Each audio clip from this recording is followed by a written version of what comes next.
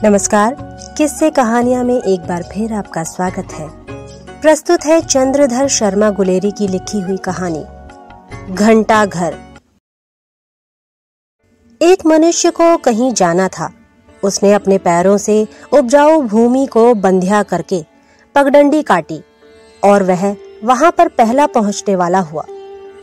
दूसरे, तीसरे और चौथे ने वास्तव में उस पगडंडी को चौड़ी किया और कुछ वर्षों तक यूं ही लगातार जाते रहने से वह पगडंडी चौड़ा राजमार्ग बन गई।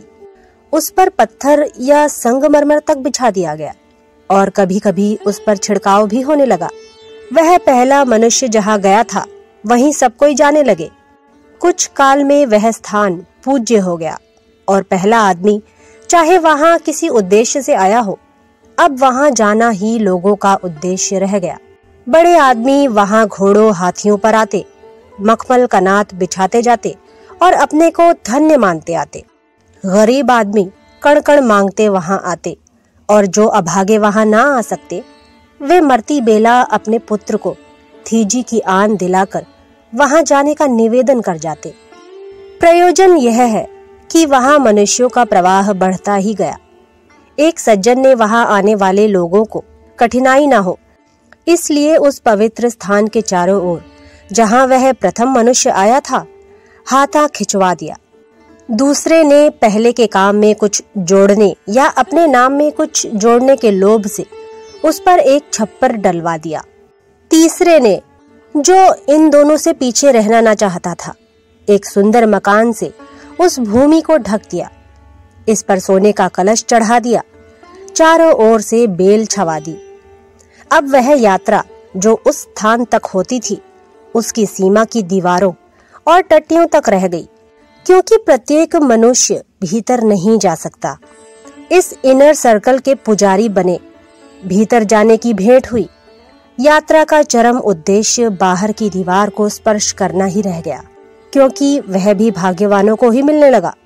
कहना नहीं होगा, आने वालों के विश्राम के लिए धर्मशालाएं, कूप और तड़ाग, विलासों के लिए शुंडा और सूणा, रमणीय और आमोद जमने लगे और प्रतिवर्ष जैसे भीतर जाने की योग्यता घटने लगी, बाहर रहने की योग्यता और इन विलासों में भाग लेने की योग्यता बढ़ी। उस भीड़ में ऐसे वेदांती भी पाए जाने लगे जो दूसरे की जेब को अपनी ही समझकर रुपया निकाल लेते। कभी कभी ब्रह्मा एक ही है, उससे जार और पति में भेद के अध्यास को मिटा देने वाली अद्वैतवादिनी और स्वकीय परकीय के भ्रम से अवधूत विधूत सदाचारों के शुद्ध द्वैत के कारण रक्तपात भी होने लगा। पहले यात्राएं दिन ही दिन में होती थी, मन से होती थी। अब 4-4 दिन में नाच गान के साथ और ऑफिस के काम को करते सवारी आने लगी। एक सज्जन ने देखा कि यहाँ आने वालों को समय के ज्ञान के बिना बड़ा कष्ट होता है। अतएव उस पुण्यात्मा ने बड़े व्यय से एक घंटा घर उस नए बने मकान के ऊपर लगवा दिया। रात के अंधकार में उसका प्रकाश और सुनसानी में उसका मधुर स्वर, क्या पास के और क्या दूर के, सबके चित्त को सुखी करता था। वास्तव में ठीक समय पर उठा देने और सुला देने के लिए, एकांत में पापियों को डराने और साधुओं को आश्वासन करने के लिए वह काम देने लगा।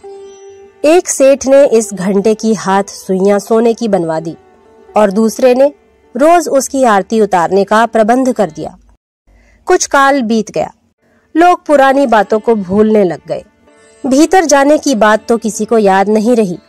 लोग मंदिर की दीवार का छूना ही ठीक मानने लगे। एक फिरका खड़ा हो गया जो कहता था कि मंदिर की दक्षिण दीवार छूनी चाहिए। दूसरा कहता कि उत्तर दीवार को बिना छुए जाना पाप है। 15 पंडितों ने अपने मस्तिष्क, दूसरों की रोटियां और तीसरों के धैर्य का नाश करके 10 पर्वों के एक ग्रंथ में सिद्ध कर दिया, या सिद्ध करके अपने को धोखा देना चाहा कि दोनों झूठे हैं। पवित्रता प्राप्त करने के लिए घंटे की मधुर ध्वनि का सुनना मात्र पर्याप्त है। मंदिर के भीतर जाने का तो किसी को अधिकार ही नहीं है।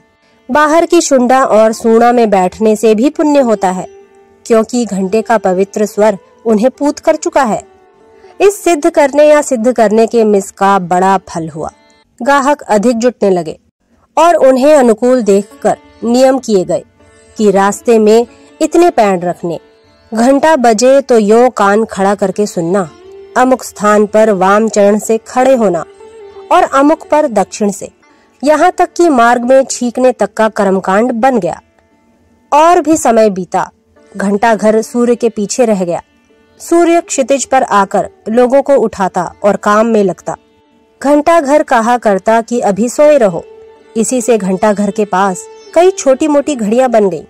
प्रत्येक में की टिक टिक बकरी और झलटी को मात करती। उन छोटी मोटियों से घबरा के लोग सूर्य की ओर देखते और घंटा घर की ओर देखकर आह भर देते। अब यदि वह पुराना घंटा घर, वह प्यारा पाला पोसा घंटा ठीक समय ना बतावे तो चारों दिशाएं उससे प्रतिध्वनि के मिस से पूछती है कि तू यहाँ क्यों है। वह घृणा से उत्तर देता है कि मैं जो कहूँ वही समय है। वह इतने ही में संतुष्ट नहीं है कि उसका काम वह नहीं कर सकता और दूसरे अपने आप उसका काम दे रहे हैं। वह इसी में तृप्त नहीं है कि उसका ऊंचा सिर वैसे ही खड़ा है, उसके मांझने को वही वेतन मिलता है और लोग उसके यहाँ आना नहीं भूले हैं। अब यदि वह इतने पर भी संतुष्ट नहीं और चाहे कि लोग अपनी घड़ियों के ठीक समय को बिगाड़ उनकी गति को रोके ही नहीं, प्रत्युत उन्हें उल्टी चलावें, सूर्य उनकी आज्ञा अनुसार 1 मिनट में 4 डिग्री पीछे हटे और लोग जागकर भी उसे देखकर सोना ठीक समझें, उसका बिगड़ा और पुराना काल सबको संतोष दे, तो वज्र निर्घोष से अपने संपूर्ण तेज से सत्य के वेग से मैं कहूंगा, भगवन नहीं, कभी नहीं। हमारी आंखों को तुम ठग सकते हो किंतु हमारी आत्मा को नहीं। वह हमारी नहीं है। जिस काम के लिए आप आए थे वह हो चुका। सच्चे या झूठे तुमने अपने नौकरों का पेट पाला। यदि चुपचाप खड़े रहना चाहो तो खड़े रहो, नहीं तो यदि तुम हमारी घड़ियों के बदलने का हठ करोगे तो सत्यों के पिता और मिथ्याओं के परम शत्रु के नाम पर मेरा सा तुम्हारा शत्रु और कोई नहीं है। आज से तुम्हारे मेरे में अंधकार और प्रकाश की सी शत्रुता है, क्योंकि यहाँ मित्रता नहीं हो सकती। तुम बिना आत्मा की देह हो, बिना देह का कपड़ा हो, बिना सत्य के झूठे हो। तुम जगदीश्वर के नहीं हो और ना तुम पर उसकी सम्मति है। यह व्यवस्था किसी और को दी हुई है। जो उचक्का मुझे तमंचा दिखा दे, मेरी थैली उसी की। जो दुष्ट मेरी आंख में सुई डाल दे, वह उसे फोड़ सकता है, किंतु मेरी आत्मा मेरी और जगदीश्वर की है। उसे तू, हे बेतुके घंटा घर, नहीं छल सकता। अपनी भलाई चाहे तो हमारा धन्यवाद ले और चला जा। तो ये थी चंद्रधर शर्मा गुलेरी द्वारा लिखी हुई कहानी घंटा घर। अगली बार फिर एक नई कहानी के साथ आपसे मुलाकात होगी। तब तक के लिए नमस्कार।